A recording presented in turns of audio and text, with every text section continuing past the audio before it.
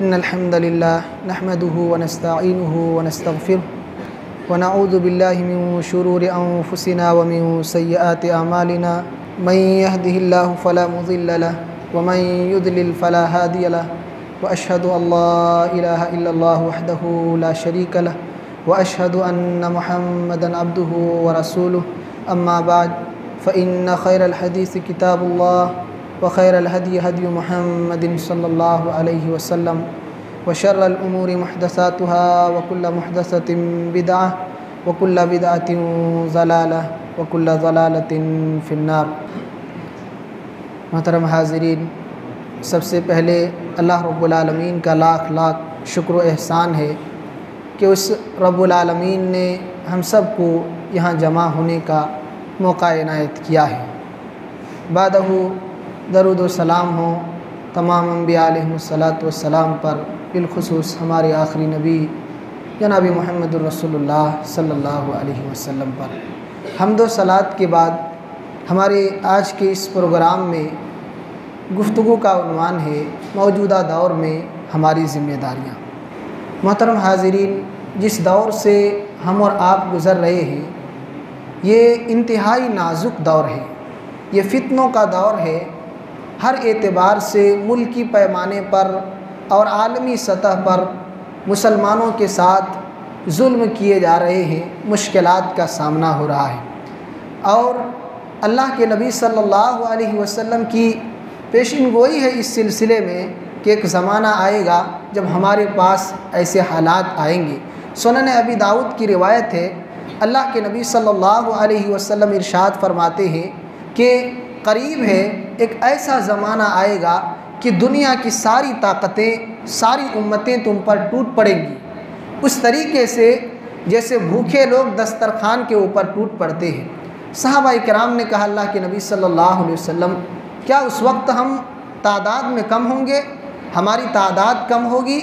अल्लाह के नबी सल्लल्लाहु अलैहि वसल्लम ने कहा, नहीं, तादाद तुम्हारी कम नहीं होगी, बल अंतुम यौमाइज़िन कसीर, उस वक्त तुम्हारी तादाद बहुत ज़्यादा होगी, लेकिन वलाकिन्नकुम गुसा, उनका गुसा इस्सैल, तुम्हारी हैसियत उस दौर में समंदर के ऊपर बहने वाले खशो खाशाक के मानिंद होंगी। जो तिनके और कचड़े और झाग जो समंदर के ऊपर बहते हैं, वैसी तुम्हारी हैसियत मामूली सी होगी। और नबी सल्लल्लाहु अलैहि वसल्लम ने यह भी कहा था कि तुम्हारे अंदर वहन की बीमारी दाखिल हो जाएगी। अल्लाह के रसूल सल्लल्लाहु अलैहि वसल्लम से पूछा गया, या रसूल अल्लाह वमल वहन, वहन क्या है? आप सल्लल्लाहु अलैहि वसल्लम ने कहा, हुब्बुद दुनिया व कराहियतुल मौत। वहन कहते हैं दुनिया की मोहब्बत दिल में बस जाना और मौत से नफ़रत दिलों के अंदर पैदा हो जाना। आज हमारी हालत यही है। हम दुनियादार हैं, दुनिया के आशिक हैं, दुनिया के पीछे फरेफ्ता हैं, दुनिया की लालच में पागल हैं और मौत को याद नहीं करते, मौत और उसके बाद की ज़िंदगी को भूल चुके हैं, जिसकी वजह से सारी कौमें, दुनिया की सारी ताकतें मुसलमानों के ऊपर टूट पड़ी हैं। ऐसे नाजुक दौर में ये हमारी बदआमालियों का नतीजा है। हमें क्या वजह है, आखिर क्या असबाब हो सकते हैं और क्यों ऐसे हालात हम पर आए हैं? हम ये जो बदहाली के शिकार हैं, मजलूमाना ज़िंदगी गुजार रहे हैं। एक हमारी तारीख़ थी, वो तारीख़ कि दुनिया की सुपर पावर ताकतें हमारी कदमों तले थी, मुसलमानों की ताकत को मानने पर मजबूर थे लोग, लेकिन वही मुसलमान आज मजलूमाना ज़िंदगी गुजार रहे हैं। आज जालिम ताकतें इनको सता रहे हैं और ये परेशानियों के शिकार हैं, हर एतबार से बेयारो मददगार नज़र आते हैं। अल्लाह ताला ने कहा, इन्नल्लाह ला युग़य्यिरु मा बिक़ौमिन हत्ता युग़य्यिरु मा बिअन्फुसिहिम। अल्लाह ताला किसी कौम की हालत को उस वक्त तक नहीं बदलता जब तक लोग खुद अपने आप को ना बदल लें। अगर ये हालात की तब्दीली है, यह हमारे आमाल की तब्दीली की वजह से है। हमारे आमाल बदल गए, हमारे काम बदल गए, इसलिए हमारे हालात भी बदल गई। ये हमारी बेदीनी, बदआमाली और रब की नाफरमानियों का नतीजा है, जिसकी वजह से ऐसे हालात हम पर आए हैं। अल्लाह ताला ने कहा, वमा असाबकुम मिन मुसीबा फबिमा कसबत ऐदीकुम व याफू अन कसीर, कि जो भी मुसीबतें तुम पर लाहिक होती हैं वो तुम्हारे करतूत का नतीजा है, तुम्हारे आमाल का नतीजा है, और बहुत से गुनाहों को अल्लाह ताला दरगुजर फरमा देता है। तो जो हालात हम पर आए हैं इसके ज़िम्मेदार हम और आप खुद ही हैं। हमारे आमाल हैं जिसकी वजह से ऐसे हालात हम पर आए हुए हैं। अब ऐसे दौर में हमारी और आपकी क्या जिम्मेदारी बनती है? मौजूदा सूरत हाल में हमें और आपको क्या करना चाहिए? निकात की शक्ल में कई एक बातें हैं, हम इख्तिसार के साथ हर एक को पेश करने की कोशिश करेंगे। सबसे पहली जो ज़रूरत है और ज़िम्मेदारी है इस दौर में वो ये है कि हम अक़ीदा तौहीद की हिफाजत करें। तौहीद और इस्लामी अक़ीदा ये हमारी ज़िंदगी की सबसे बड़ी दौलत है, इसलिए कि इस पर आखिरत का निजात और आखिरत के निजात की पूरी कुंजी है। ये आखिरत में निजात अगर हम पाएंगे अपने सही अक़ीदे की बुनियाद पर। अगर अक़ीदा सही है, ईमान सही है, तो आखिरत में निजात की गारंटी है। लेकिन हमारी हालत ये है कि हम अक़ीदे के मामले को बहुत ही मामूली समझते हैं। आज हमारे इलाके के अंदर देख लें, पक्के मुसलमान होने का दावा करते हैं, घर में शिर्क किया जा रहा है, बिदअती आमाल अंजाम दिए जा रहे हैं, कुफ्रिया अकायद घर के अंदर मौजूद हैं, लेकिन वो अपने आप को पक्का मुसलमान बताते हैं। मेरे भाइयों, अक़ीदे की हिफाजत करें, तौहीद में पुख्ता बनकर ज़िंदगी गुजारा करें। और एक बात याद रखें, आज बहुत से लोग अपने बेटे और बेटियों की शादी ये नहीं देखते कि उसका ईमान, उसका घराना, उसका अक़ीदा कैसा है। दौलत को देखकर, दुनियावी तरक्की को देखकर अपने बाल बच्चों की ज़िंदगी को बर्बाद कर देते हैं। ऐसे घरों में बेटियों को दे देते हैं, ऐसे घरों से बेटियां भी ले आते हैं। याद रखें, आगे इसके नताइज बहुत ख़राब आते हैं। बच्चों की ज़िंदगी पर ख़राब नतीजा मिलता है, उसकी ज़िंदगी में कोई ठोस अक़ीदा नहीं होता है, कोई मजबूत दीन और ईमान की रोशनी नज़र नहीं आती। बाप कुछ और है, माँ कुछ और है। इसलिए आप दुनिया की तरक्की की फ़िक्र ना करें, बाल बच्चों की दुनिया की ज़िंदगी के बजाय अब आखिरत की तरक्की की फ़िक्र करें। आप अपने बच्चों को आखिरत में कैसे आला मकाम दिला सकते हैं, इसलिए ऐसे घरानों को तलाश करें और ऐसे अक़ीदे वाले लोगों से अपने रिश्ते और नाते को जोड़ा करें। अलमुहिम, ये पहला नुक्ता है कि हम अपने अक़ीदे की हिफाजत करें। तौहीद में अगर पुख्ता है तो अगर हमारे आमाल में कहीं छोटी बड़ी गड़बड़ी और खामी और ख़राबी हो तो अल्लाह ताला माफ़ कर सकता है। आखिरी ठिकाना जन्नत हमारा होगा तौहीद की बदौलत। लेकिन अगर शिर्क की मिलावट है, तौहीद इंसान की ज़िंदगी में नहीं है, तो चाहे जितनी नेकियां इंसान कमा ले, हबा मंसूरा, वो नेकियां सब की सब बर्बाद हो जाने वाली है, रायगां चली जाने वाली है। इसलिए एक अक़ीदे की हिफाजत करें, ये सबसे बड़ी दौलत है। तौहीद की अमानत, ये सबसे बड़ी अमानत है हमारी ज़िंदगी में, इसकी कदर करें। अल्लाह ने हमें और आपको इस नेमत से नवाजा है। दूसरी जो मौजूदा दौर में हमारी ज़िम्मेदारी है वो दीनी तालीम और तरबियत है। हम इस मामले में इंतहाई पीछे हैं, और तालीम में पीछे होना तरक्की में पीछे होने की अलामत है। और आप इस बात को अगर समझना चाहते हैं तो हमारे लिए कायनात में नबी अक़दस सल्लल्लाहु अलैहि वसल्लम से बड़ी शख्सियत आज तक पैदा नहीं हुई है और सुबह क़यामत तक आ भी नहीं सकती। आपकी ज़िंदगी को हम और आप दलील बनाते हैं। नबी सल्लल्लाहु अलैहि वसल्लम जिस मक्का के अंदर पैदा हुए थे और जहाँ अल्लाह ताला ने आपको नबूवत से सरफराज फरमाया, आपकी नबूवत से पहले की हालत पढ़ लीजिए, तारीख पढ़ लीजिए, कैसी हालत थी मक्का की, कितनी जहालत थी, कितनी बुराइयां थी, कितनी खामियां थी, और कैसे बदमाश लोग वहाँ पाए जाते थे। अल्लाह ताला ने जब इस दीन का आगाज़ किया, दीन इस्लाम की नेमत जब अल्लाह ताला ने नबी सल्लल्लाहु अलैहि वसल्लम को दी, तो सबसे पहली तालीम आपको अल्लाह रब्बुल आलमीन ने ये दी, इक़रा बिस्मि रब्बिकल लज़ी खलक़। मेरे महबूब, आप पढ़िए उस रब के नाम से जिसने आपको पैदा किया है। आप देखें, कई काम थे, कई जिम्मेदारियां थीं, अल्लाह ताला ने किसी जिम्मेदारी को नहीं बतलाया। पहले ये कहा कि आप तालीम हासिल कीजिए, आप अपने रब के मकाम और मर्तबे को पहचानिए, जिसने पैदा किया है उसके मर्तबे को जानिए। तालीम होगी, शिक्षा होगी आपके पास, आप सारे काम कर सकते हैं, सारी जिम्मेदारियों को आसानी के साथ अदा कर सकते हैं। और ये अल्लाह ताला ने तालीम देकर हमें और आपको उभारा है कि हम नबी सल्लल्लाहु अलैहि वसल्लम के उम्मती हैं। हमारी भी जिम्मेदारी बनती है कि सबसे पहले हम अपने आप को और अपने बाल बच्चों को, अपने बीवी को, अपनी माँओं को, अपनी बेटियों को दीन की तालीम से मुज़य्यन करें। दुनिया दें, लेकिन पहले दीन की तालीम से आरास्ता करें कि अल्लाह ताला ने कहा आप सबसे पहले उस रब को पहचानिए जिसने आपको पैदा किया है। और उस तालीम का नतीजा था वो मक्का जहाँ आपस में सालों साल दुश्मनियाँ चलती थी मामूली मामूली बातों की वजह से, वो आपस में दोस्त बन गए और मोहब्बत, उखुवत, भाईचारगी और एक दूसरे की तई हमदर्दी का वो मिसाल और वो नमूना कायम किया कि दुनिया की तारीख वैसी मिसाल पेश नहीं कर सकती। तो ये सहाबाए किराम थे और नबी सल्लल्लाहु अलैहि वसल्लम ने जब इस तालीम को फ़रोग़ दिया सहाबाए किराम में, तो मदीना पूरा इल्मी माहौल में ढल गया। क्या बड़े, क्या छोटे, क्या मर्द, क्या औरतें, सब के सब पढ़ने लगे और पूरा मदीना एक इल्मी माहौल में ढल गया। और आप अंदाज़ा लगाएंगे कि नबी सल्लल्लाहु अलैहि वसल्लम जब मदीना तशरीफ़ लेकर के गए थे तो वहाँ मस्जिद नबवी में एक चबूतरा था जिसको और जहाँ के फ़ारिग़ीन और जहाँ के तालीम याफ्ता सहाबाए किराम को हम अस्हाबे सुफ़ा के नाम से जानते हैं। मदीना में जाते ही मस्जिद की बुनियाद रखते हैं और सहाबाए किराम की इल्मी तरबियत करते हैं, दीनी तरबियत करते हैं। और वो दरसगाह, उससे जाबाज सिपाही पैदा हुए, उससे बड़े मुफस्सिर पैदा हुए, अबू हुरैरा रज़ी अल्लाह अन्हु जैसे मुहद्दिस पैदा हुए, वक्त के हुक्मरां और बादशाह पैदा हुए उसी दरसगाह नबवी से। तो ये नबी सल्लल्लाहु अलैहि वसल्लम के दीनी तालीम के मिशन को जो आम करने का और नबी सल्लल्लाहु अलैहि वसल्लम के सहाबाए किराम में इल्मी माहौल पैदा करने का जो जज्बा था, जो तलब थी, ये उसका नतीजा है। और वो मदीना हमने कहा जहाँ जहालत थी वो लोग नमूना बन गए दुनिया वालों के लिए। अल्लाह ने कहा अब क़यामत की सुबह तक जो लोग सहाबाए किराम की तरह ईमान ले आएंगे, इनकी ज़िंदगी की तरह अपनी ज़िंदगी को ढाल लेंगे, वो सब के सब हिदायत याफ्ता है। तो ये अल्लाह ताला ने हिदायत का परवाना उनको अता किया जो सहाबाए किराम कल तक गुमराही के दलदल में फंसे हुए थे।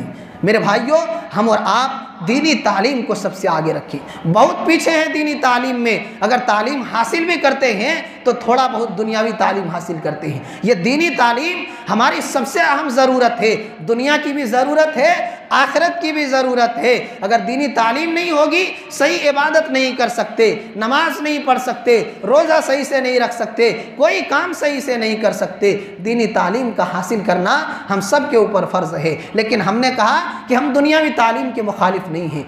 आज के हालात में दुनियावी तालीम की ज़रूरत है। अच्छे डॉक्टर बने, आज अच्छे डॉक्टर की ज़रूरत है मुसलमानों में। इंजीनियर बने, अच्छे इंजीनियर की ज़रूरत है। आप आईपीएस ऑफिसर बने, ऐसे लोगों की ज़रूरत है। दुनियावी एतबार से भी मुसलमानों में आला डिग्री वाले लोगों की ज़रूरत है। लेकिन याद रहे, दुनिया की तरक्की आखिरत की तरक्की में रुकावट ना बने। दुनिया की तरक्की के लिए आखिरत को दाव पर ना लगाएं। ये बात मैं इसलिए कहता हूँ कि बहुत से नौजवान ऐसे हैं जो दुनियावी तालीम हासिल करते हैं और दुनियावी तालीम के नाम पर वो कुछ भी नहीं समझते हैं अपने आप को। वो ये कहते हैं कि फ़ैशन का ज़माना है, तरक्की का दौर है, और इस तरक्की और फैशन के नाम पर अपने दीन का, अपने ईमान का, अपने अक़ीदे का, अपनी तहज़ीब व सक़ाफ़त का सबको वो इंसान दाव पर लगा दिया करते हैं, सारी चीज़ों को बर्बाद कर ले जाते हैं। ऐसी तालीम से क्या फ़ायदा है जो हमारी पहचान को मिटा दे, जो हमारी असल सक़ाफ़त को ख़त्म कर दे, जो हमारे अक़ीदे और ईमान को ख़राब कर दे। वो तालीम तालीम नहीं है, वो तालीम आपके लिए और हमारे लिए तबाही है। अकबर इलाहाबादी ने कहा था ऐसे लोगों के बारे में कि खुश तो हैं हम भी जवानों की तरक्की से, मगर खुश तो हैं हम भी जवानों की तरक्की से, मगर लबे खंदा से निकल जाती है फरियाद भी साथ। हम समझते थे कि लाएगी फरागत तालीम, क्या खबर थी कि चला आएगा इल्हाद भी साथ। हम जिन नौजवानों पर एतमाद किया करते थे, जिनकी तालीम और तरक्की पर हमें नाज था कि ये कौम को, मुल्क को, मिल्लत को, उम्मत मुस्लिमा को अपनी तरक्की के ज़रिया, अपनी तालीम के ज़रिया, अपनी डिग्रियों के ज़रिया कुछ देंगे, क्या पता था कि जिनके ऊपर एतमाद था ये खुद बेदीन हो जाएंगे, मुल्हिद हो जाएंगे और अपने दीन, अपने ईमान और अक़ीदे का सौदा कर देंगे और हमारी इस्लाम पर एक बदनुमा धब्बा बन जाएंगे। क्या खबर थी। इसलिए हम तमाम भाइयों से ये कहना चाहते हैं कि पहले तो बुनियादी तालीम अपने बच्चों को ज़रूर सिखाएं, दीन की तालीम। फिर अगर दुनिया की तालीम देते हैं तो ये ज़रूर जहनों में रखें कि दुनिया की ज़िंदगी गुजारने के असबाब हैं, लेकिन हम आखिरत के तलबगार हैं, जन्नत के मतलाशी हैं। हमें वहाँ की तैयारी करनी है और अपने ईमान और अक़ीदे का कभी भी सौदा ना करें। दुनिया में आप ढेर सारी तरक्कियाँ और बुलंदी के आला से आला मकाम आप तय करें, लेकिन अपने ईमान और अपने अक़ीदे और अपने दीन की हिफाजत करें। तीसरी जो ज़िम्मेदारी है मौजूदा दौर में वो ये है कि उलमाए किराम के साथ जुड़ें। उनसे अपने ताल्लुकात को मजबूत बनाएं। मसाइल अगर पूछने हो उनसे पूछें। आज दीनी लिबादा ओढ़कर कितने जोहला हैं जो चंद किताबों को पढ़कर और यूट्यूब वगैरह का सहारा लेकर मुफ्ती बने बैठे हैं। खुद गुमराह हैं, लोगों को गुमराह करते हैं। वो हक का नारा लगाकर लोगों को गुमराही की दावत देते हैं। और हमारा नौजवान और ये नई नस्ल उनकी दलीलों और ज़ाहिरी बातों पर धोखा खा करके उनके फरेब में आ जाते हैं। अपने मनहज को, सलफ़ सालिहीन के मनहज को और अपने दीन और अपने सही अकीदे को बर्बाद कर ले जाते हैं। उनसे मुतनब्बा रहें, ये मुनाफिक हैं। ईमान वालों की सूरत में आपको ये जुब्बे कुब्बे में जो नज़र आ रहे हैं, ये इनके ईमान में ढेर सारे खोट हैं। इनके दिल के अंदर खामी है, इनका मनहज सही नहीं है, इनकी बुनियादें मजबूत नहीं हैं, ये खोखले हैं। सिर्फ अपने आप को आला बनाने के लिए, अपने नाम को रोशन करने के लिए ये इस तरीके से फतवे झाड़ रहे हैं। ये जाहिल हैं, इनसे बचने की ज़रूरत है। आपके दीन और आपके ईमान के लिए ये ख़तरा है। एक मोटी सी मिसाल में देता हूँ, समझने की ज़रूरत है। अगर हम बीमार होते हैं तो बीमारी के इलाज के लिए जैसे बीमारी होती है उस फील्ड के डॉक्टर को तलाश करते हैं, बेहतर से बेहतर डॉक्टर को तलाश करते हैं। घर बनाना हो, अच्छे से अच्छे इंजीनियर को तलाश करते हैं। अगर हमको केस लड़ने हो तो उसके लिए भी अच्छे से अच्छे वकील का इंतज़ाम करते हैं जो उस फील्ड के माहिरीन हैं। जिस फील्ड में जिस मौके पर हमें ज़रूरत पड़ती है उस फील्ड के माहिरीन से हम मदद लेते हैं, उनसे वो मसाइल हल करते हैं। फिर दीन हमारी निगाह में इतना मामूली है, इतना बेवकत और बेकीमती है कि कोई भी इंसान आए दीन के नाम पर चूरन बेचे, दीन के नाम पर आपको धोखा दे और उसके बहलावे में हम आ जाएं। यानी दीन हमारी निगाह में कोई हैसियत नहीं रखता। दुनिया में हम दूसरे लोग अगर हमें बताएंगे ये बीमारी है, फलां दवा खाइए ठीक हो जाएंगे, हम कहेंगे नहीं, पहले डॉक्टर से मैं पूछता हूँ, इस फील्ड के माहिर जो हैं उनसे पहले मैं मशवरा लेता हूँ, वो क्या बताते हैं, तब जा कर के इस दवाई को इस्तेमाल करूँगा। मेरे भाइयों, दीन उससे बड़ी जिम्मेदारी है, उससे हसास मसला है कि हमारी आखिरत से जुड़ी हुई बातें हैं। इसलिए हर किसी के बहकावे में ना आए। मनहज को देखें, तरीके दावत को देखें, उनके उसलूब को देखें और उनके इस्तेदलालात को देखें। अगर आप नहीं समझ सकते हैं, उलमाए किराम से रुजू करें कि कुरान में अल्लाह ताला ने यही लोगों को हुक्म दिया है, फस्अलू अहल ज़िक्र इन कुंतुम ला तालमून। ऐ लोगों, अगर नहीं जानते हो, अगर तुम्हारे पास इल्म नहीं है तो अहले इल्म से सवाल करो, इल्म वालों से पूछो, जोहला से मत पूछो। जिनके पास इल्म नहीं है, जिनके पास जानकारी नहीं है, उनसे सवालात मत पूछा करो। ये अल्लाह ताला का हुक्म है। और हम हैं कि हर एरे गहरे से कोई भी आए दीन के नाम पर फतवा दे और हम कबूल कर लेते हैं। तो इसको समझने की ज़रूरत है। हर शख्स दीन के मामले में जो गुफ्तगू करता है उसको संभल कर गुफ्तगू करना चाहिए और हमें और आपको चाहिए कि उलमाए किराम से जुड़कर उनसे मसाइल को हल करें। इसलिए कि ऐसे जोहला का हमारे ऊपर मुसल्लत हो जाना और फतवा देना ये क़यामत की निशानी है। अल्लाह के नबी सल्लल्लाहु अलैहि वसल्लम फरमाते हैं, इन्नल्लाह ला यक़बिज़ुल इल्मा इंतिज़ाअन यंतज़िउहु मिनल इबाद वलाकिन यक़बिज़ुल इल्मा बिक़ब्ज़िल उलमा हत्ता इज़ा लम युब्क़ि आलिमन इत्तख़ज़ अन्नासु रुऊसन जुहाला फ़सुइलू फ़अफ़्तौ बिग़ैरि इल्मिन फ़ज़ल्लू अज़ल्लू। कि अल्लाह ताला का ये कानून और ये निज़ाम नहीं है कि उलमा के दिनों से इल्म को छीन ले, बल्कि अल्लाह ताला इस दुनिया से इल्म को इस तौर पर उठाता है कि उलमा को ख़त्म कर देता है और उलमा को ख़त्म करके इल्म को इस दुनिया से उठा लेता है। यहाँ तक कि जो हला बनते हैं, जाहिलों को लोग अपना सरदार, पेशवा और मुफ्ती बनाते हैं, वो मनमानी फतवा देते हैं, ख़ुद भी गुमराह होते हैं, लोगों को भी गुमराह करते हैं। ये नबी सल्लल्लाहु अलैहि वसल्लम का बताया हुआ फरमान कि लोग जाहिलों को अपना मुफ्ती बनाते हैं। इसलिए ऐसे लोगों से बचने की ज़रूरत है। ऐसे लोगों से कभी भी धोखा ना खाएं। ये हमारे और आपके ईमान को बर्बाद करने वाले लोग हैं, इनसे मुतनब्बा रहने की ज़रूरत है। लिहाजा ये तीसरा नुक्ता है कि हम और आप उलमाए किराम से जुड़ें और मसाइल को अगर हल करना हो तो उलमाए किराम से हम अपने मसाइल को हल करें। चौथी जिम्मेदारी इस दौर में ये है कि नमाज की पाबंदी करें, नमाज की पाबंदी करें। आज हम पर जो ये मुश्किलात और मसाइब के बादल छाए हुए हैं, चारों तरफ से जो हम परेशान नज़र आ रहे हैं, इसकी सबसे बड़ी वजह अल्लाह की इबादत से दूरी है, नमाज से दूरी है। यह नमाज जिसकी वजह से हम बेहयाइयों से, बुराइयों से, गुनाहों से बच सकते थे, हम उन नमाज़ों को तर्क कर दिए हैं। हमारी मस्जिदें वीरान हैं, नमाजी कम नज़र आ रहे हैं और हम ये शिकायत करते हैं कि परेशानियों से दो चार हैं। अगर रब का घर वीरान रहेगा तो हम पर मुश्किलें नहीं आएंगी, तो क्या आएंगी। अल्लाह ताला ने कुरान मुक़द्दस के अंदर कहा व अक़ीमिस्सलात इन्नस्सलात तन्हा अनिल फ़हशाइ वल मुनकर, ऐ लोगो नमाज की पाबंदी करो, नमाज कायम करो, इसलिए कि यकीनन नमाज बेहयाई, फ़वाहिश और गुनाहों से रोकने वाली है। नमाज पढ़ेंगे, बेहयाई के कामों से बचेंगे, बुराइयों से बचेंगे, गुनाहों से बचेंगे, मुश्किलात और परेशानियों से बचेंगे। और ये एक ऐसी जगह है मस्जिद जो हमारी इज्तिमाइयत का मरकज़ है। यहाँ से हमारे इत्तिहाद की फ़िज़ा हमवार होती है, लोगों में एक अच्छा तासुर जाता है कि मुसलमान एक हैं, 5 वक्त एक जगह जमा होते हैं और अपने रब को याद करते हैं, मोहब्बत को आम करते हैं और अल्लाह रब्बुल आलमीन की बड़ाई को बयान किया करते हैं। तो ये हमारी ये मुसलमान होने की पहचान है। ये मस्जिदें और ये नमाज की पाबंदी हमारे मोमिन होने की अलामत है। इसलिए मौजूदा दौर में बहुत बड़ी जिम्मेदारी है कि मस्जिदों को आबाद करें। हम आबाद रहेंगे, हमारे घर आबाद रहेंगे, परेशानियों से महफूज रहेंगे। ये हमारी और आपकी चौथी जिम्मेदारी है। 5वीं जिम्मेदारी हमारी और आपकी ये है कि नेक अमाल में जल्दी करें। ये दौर फितने का दौर है। हर दिन हर वक्त नए नए फितने जन्म लेते रहते हैं। कब कौन सा फितना जन्म ले ले और कब हमारे आमाल का वक्त ख़त्म हो जाए हम नहीं कह सकते हैं। कब क्या से क्या हो जाए हमें अंदाज़ा नहीं है। इसलिए नबी कायनात सल्लल्लाहु अलैहि वसल्लम ने लोगों से कहा बादिरु बिल आमाल फिताना, ऐ लोगों नेक अमाल में जल्दी करो, जल्दी जल्दी नेकियों को जमा कर लो फितने के आने से पहले। का क़िताइल लैलिल मुज़लिम युस्बिहु रजुलु मुमिना व युमसी काफिरा, के अंधेरी रात के टुकड़ों के मानिंद फितने उतरेंगे।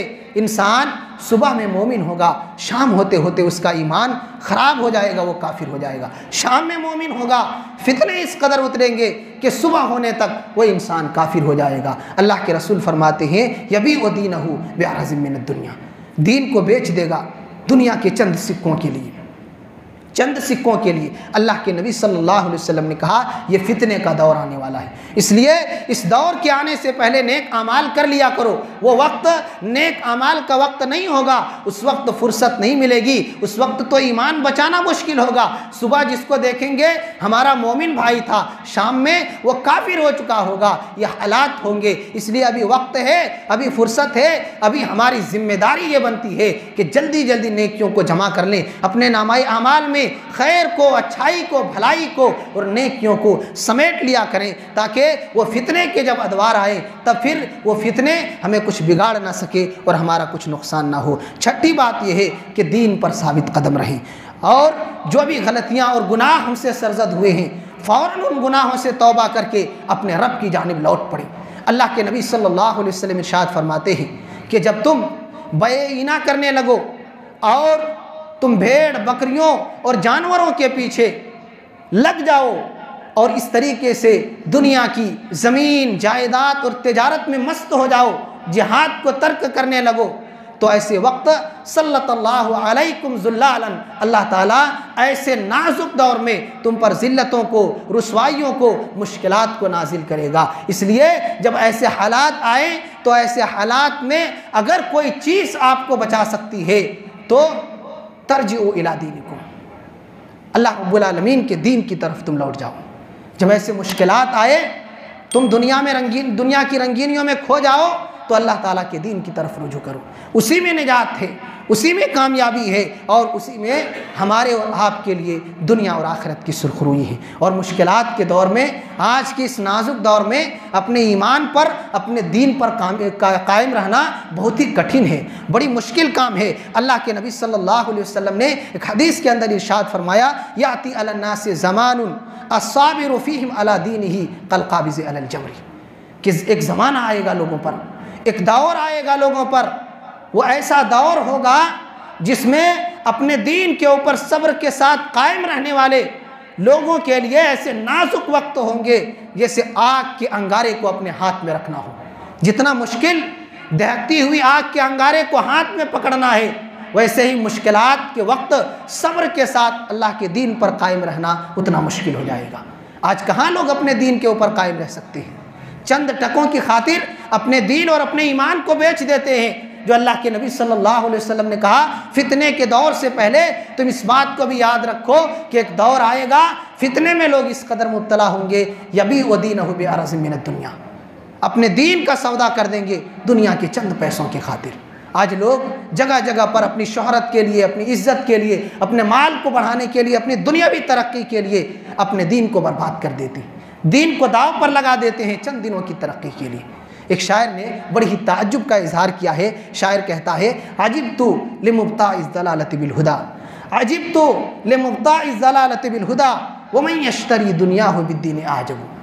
कि वो इंसान मेरी निगाह में बड़ी ताज्जुब वाला इंसान है जो गुमराही को ख़रीद लेता है हिदायत के बदले में, हिदायत का सौदा करके गुमराही को ख़रीद लेता है। और उससे भी ताज्जुब वाला इंसान मेरी निगाह में वो है जो दुनिया की खातिर अपने दीन को बर्बाद कर देता है, अपने दीन का सौदा कर देता है दुनिया बनाने के लिए। वो इंसान इंतहाई ताज्जुब खैज़ है। लिहाजा मेरे भाइयों, अपने दीन की फ़िक्र करें, अपने दीन के ऊपर आखिरी सांस तक कायम रहें। अगर हम अपने दीन के ऊपर कायम रहेंगे, अल्लाह के दीन की मदद करेंगे, उसकी सरबलंदी की फ़िक्र करेंगे, अल्लाह ताला की मदद हम पर नाज़िल होगी। अल्लाह ताला ने कहा, या अय्युहल्लज़ीना आमनू इन तंसुरुल्लाह यंसुरकुम व युसब्बित अक़दामकुम। ऐ ईमान वालो, अगर तुम अल्लाह की मदद करोगे, यानी अल्लाह के दीन की मदद करोगे, उसके दीन की सरबलंदी की फ़िक्र करोगे, तो अल्लाह ताला तुम्हारी मदद करेगा। अल्लाह ताला तुम्हारी मदद करेगा और तुम्हारे कदम को जमा देगा। फिर दुनिया की कोई ताकत, दुनिया की कोई मुश्किल तुम्हें नुकसान नहीं पहुंचा सकती, तुम्हारा बाल बाका नहीं कर सकती। कोई भी आ जाए, तुम्हारे कदम को कोई डगमगा नहीं सकता। तो ये कब होगा? जब हम अल्लाह ताला के दीन पर कायम रहेंगे, उसके दीन की सरबलंदी की फ़िक्र में लगे रहेंगे। इसलिए मौजूदा दौर में ज़रूरत इस बात की है कि हम अल्लाह के दीन में कायम रहें, उसके दीन को आगे ले जाने की फ़िक्र में लगे रहें और अल्लाह ताला के दीन पर अपनी इबादत के ज़रिया, अच्छे अमाल के ज़रिया हमेशा कायम व दायम रहें। सातवीं बात यह है कि दुनिया की लालच से बचें। दुनिया की लालच से हम और आप बचें। ये दुनिया बहुत ही बड़ा धोखा है।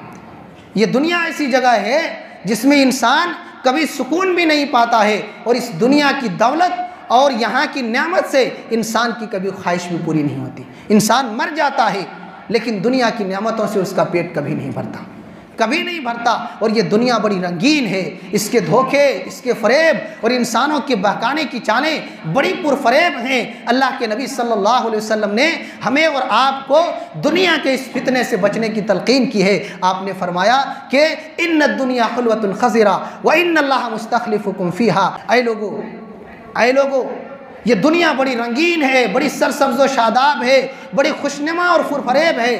लिहाजा अल्लाह रब्बुल आलमीन ने इस पुरफरेब और खुशनुमा दुनिया के अंदर तुम्हें अपना खलीफा बनाया है, तुम्हें अपना खलीफा बनाया है ताकि वो देखना चाहता है तुम कैसे अमाल करते हो, क्या काम करते हो। इसलिए फत्तकुद दुनिया वत्तकुन निसा। लोगों, दुनिया की रंगीनियों से बचो, दुनिया के धोखे से अपने आप को बचाओ।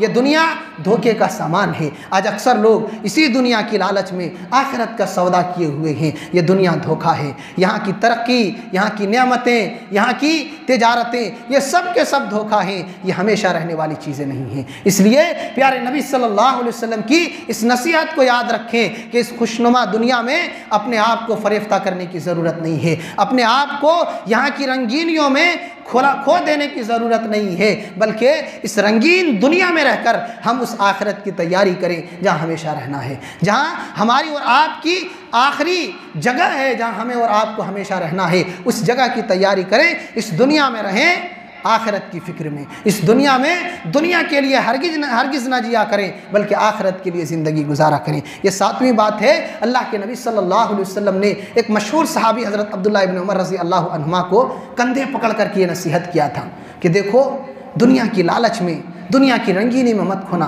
बल्कि दुनिया से बेरग़बत होकर ज़िंदगी गुजारना। कुन फिद दुनिया का अन्नका गरीबुन औ आबिरुस सबील। देखो मेरे साथी, मेरे दोस्त, इस दुनिया के अंदर ऐसे रहना जैसे अजनबी इंसान रहता है, या इस तरीके से रहना जैसे मुसाफिर रहता है। इनमें से सिर्फ एक मिसाल की मैं वजाहत करना चाहता हूँ। हम और आप जब सफ़र में निकलते हैं तो ऐसे रास्तों में हम नहीं चलते हैं जो हमारे मंजिल तक ना जाती हो, उन गाड़ियों पर सवार नहीं होते हैं जो हमारे मंजिल तक ना जाती हो। रास्ते में ज़्यादा किसी से बात नहीं करते, ज़्यादा इधर उधर रुक कर अपने वक्त को ज़ाय नहीं करते। ऐसी गाड़ियों का इंतखाब करते हैं, ऐसे गाड़ियों का इंतखाब करते हैं जो आसानी के साथ और तेज़ी के साथ हमारी मंजिल तक पहुंचा दे। प्यारे नबी सल्लल्लाहु अलैहि वसल्लम हमें यही समझाना चाहते हैं कि ये दुनिया एक सफ़र है। इस दुनिया में हम सफ़र करते जा रहे हैं, हमारी मंजिल आखिरत है।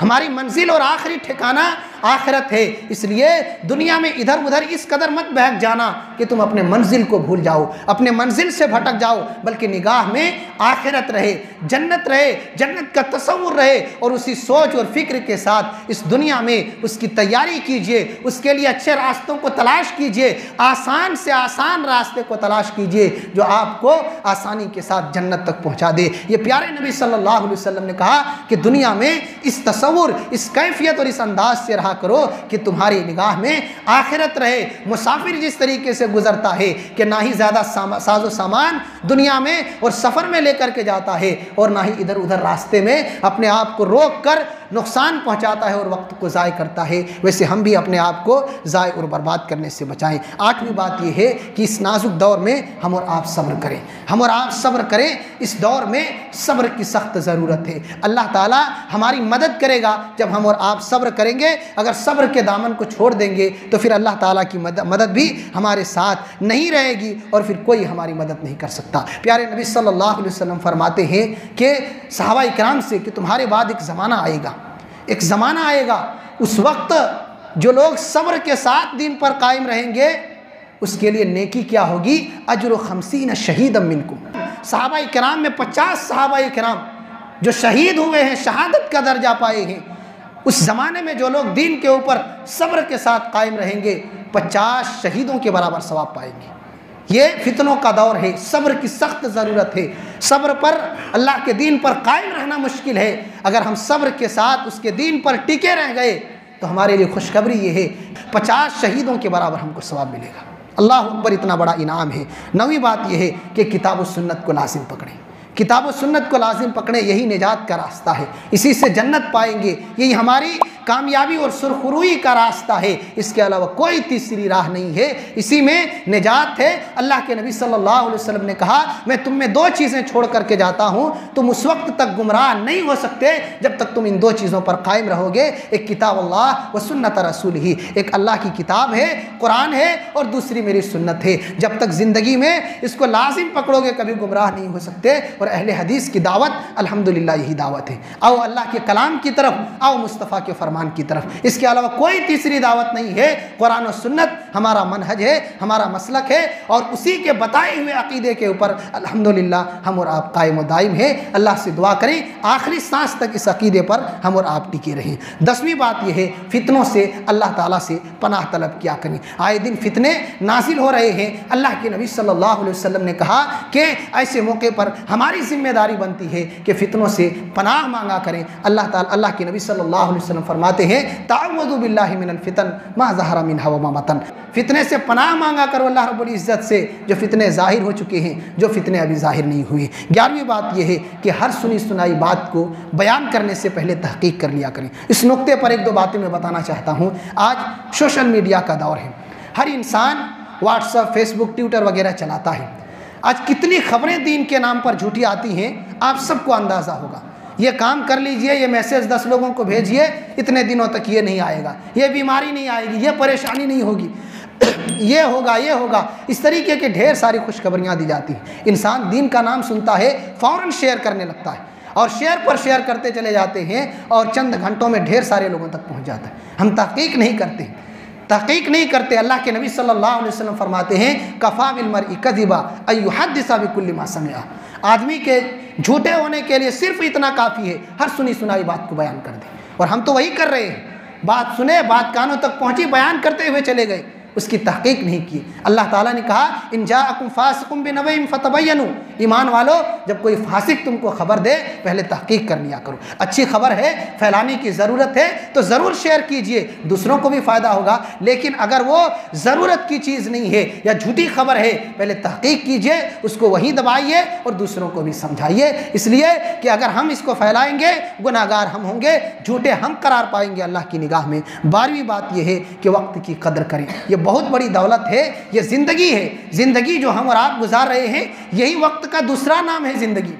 वक्त का गुजरना ज़िंदगी का गुजरना है। वक्त पलट कर नहीं आता, ज़िंदगी पलट कर नहीं आती, इसलिए इसकी कदर करें। हमारी जो बड़ी बड़ी तालीमात हैं, अल्लाह रब्बुल आलमीन ने जो इबादतें फ़र्ज़ की हैं उसको वक्त के साथ मुतय्यन किया है। एक तरह से हमें और आपको ये तालीम दी जा रही है कि वक्त की कीमत को समझें, वक्त की कदर करें। इसलिए अल्लाह ताला ने इबादतों को ख़ास किया है वक्तों के साथ। नमाज के औकात हैं, हज के औकात हैं, रमज़ान के रोज़ों के औकात हैं, दूसरी जो इबादतें हैं उसके अलग अलग औकात हैं। हम वक्त की कदर करें कि वक्त की कदर ये बहुत अहम चीज़ है। वक्त बर्बाद हो गया, ज़िंदगी बर्बाद हो गई। वक्त को हमने गलत, गुनाह और फालतू कामों में बर्बाद कर दिया, ज़िंदगी के उन हसीन लम्हात को हम ज़ाय कर गए। इसलिए वक्त की कदर व कीमत को समझें। अब आखिरी नुक्ता, मौजूदा जो हमारे हिंदुस्तान की सूरत हाल है, इस सिलसिले में इरादा है कि कुछ बातें रखूं।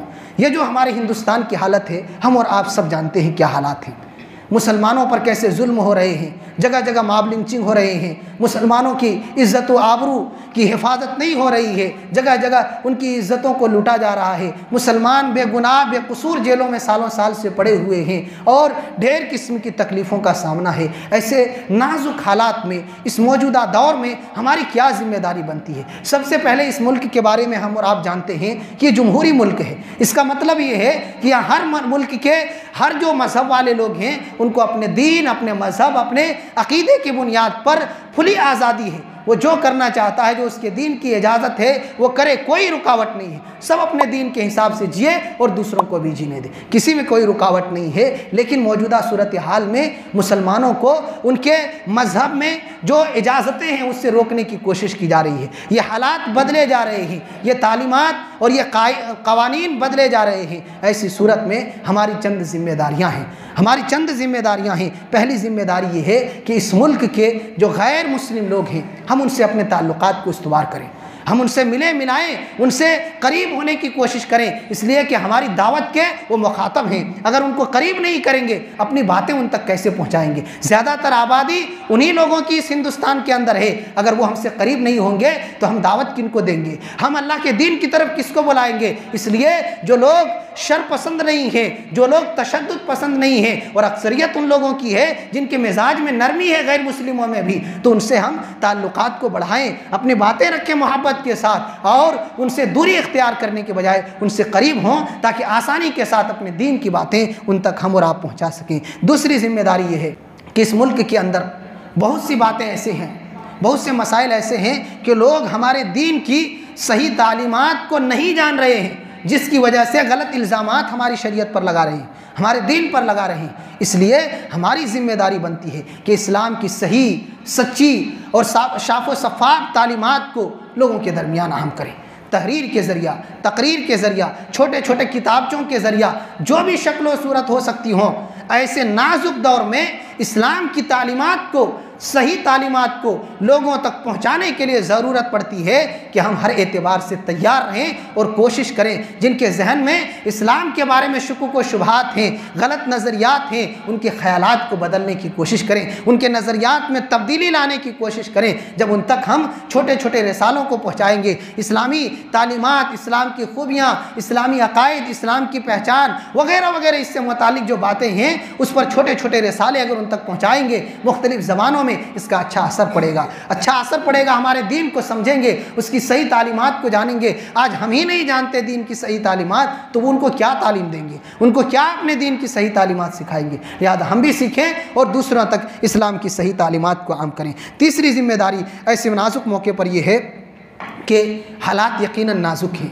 बड़े ख़तरनाक हालात हैं, मसाइबों मुश्किलात की भरमार है, लेकिन फिर भी एक मोमिन होने के नाते हमें ऐसे नाजुक दौर में भी गमज़दा होने की ज़रूरत नहीं है, नाउम्मीद होने की ज़रूरत नहीं है, मायूस होने की ज़रूरत नहीं है कि अल्लाह की रहमत से सिवाय गुनाहगार और गुमराह लोगों के कोई और मायूस नहीं होता। रब की रहमत से मायूस होना ये कुफ्र है। अल्लाह ताला की रहमत से मायूस नहीं होना चाहिए। अल्लाह ताला ने कहा वमन यक़नुतु मिन रहमत रब्बिही इल्ला ज़ाल्लून, अल्लाह ताला की रहमत से वही लोग मायूस होते हैं जो गुमराह हैं, जो राह हक़ से भटक चुके हैं। इसलिए हालात आएंगे, हालात में तब्दीली भी इंशाअल्लाह आएगी, ये हालात बदल जाएंगे। हम अल्लाह की ज़ात पर भरोसा रखें, अल्लाह की ज़ात पर उम्मीद रखें और सब्र के साथ इन हालात का मुकाबला करें। चौथी बात यह है कि मौजूदा सूरत हाल को देखते हुए हम ये कह सकते हैं कि चारों तरफ से जब हम पर यलगार है तो ऐसी सूरत में बड़े संभल कर कदम को आगे बढ़ाने पड़ेंगे, बड़े संभल कर कदम को आगे बढ़ाने पड़ेंगे। जोशीले नौजवान, जज्बाती बातें करने वाले लोग आपको मुसलमानों में मिलेंगे, आपको भड़काएंगे, उकसाएंगे। इसमें फ़ायदा नहीं है, इसमें नुकसान है। अक्सरियत उनकी है, ताकत उनके पास है, वो आपको हर एतबार से बहकाएंगे, उकसाएंगे और आप जब जज्बाती हो जाएंगे तो फिर आपको जेलों में डाला जाएगा, आपको सताया जाएगा, आप पर जुल्म किए जाएंगे। इसलिए जब हालात इतने नाजुक हैं, हिकमत के साथ कदम को आगे बढ़ाएं, हिकमत के साथ कोई भी काम करें। जज्बाती बातें करने से काम हमारे नहीं हो सकते हैं। हिकमत के साथ वक्त का, हालात का मुकाबला करें, इंशाअल्लाह हालात में तब्दीली आएगी। और इस ऐसे मौके पर हम गुजारिश करेंगे मुस्लिम क़यादतों से, मुस्लिम रहनुमाओं से कि वो क़यादत अपने हाथों में लें और जो मुस्लिम तंजीमें हैं मुसलमानों को एक प्लेटफार्म पर जमा करें, उनको एक साथ ले करके इसका कोई लाहे अमल तैयार करें, इसका कोई नतीजा निकालें कि कैसे हालात से मुकाबला करना है और संजीदगी के साथ कैसे इन हालात से निमटना है, वो सारी बातें तय करें। लेकिन जज्बाती होने से कुछ भी नहीं हो सकता सिवाय आपके नुकसान के, आपके घर के नुकसान के, मुसलमानों के नुकसान के। इसलिए जज्बाती होने के बजाय संभल कर कदम रखें। कांटे ही कांटे हैं इस वादी में, हमको बहुत ही फूंक करके अपने कदम को रखना पड़ेंगे। पांचवी चीज़ ये है कि ऐसे नाजुक दौर में हमारे इत्तिहाद की सख्त ज़रूरत है। हमारी तादाद पहले ही से कम है, अगर इस कम तादाद के बावजूद अगर हम ही आपस में मुख्तलिफ टोलियों और जमातों में बटे रहेंगे, मुख्तलिफ फ़िरक़ों में बटे रहेंगे तो हमारी क़ुव्वत तो कमज़ोर हो जाएगी। दुश्मन फ़ायदा उठा लेगा।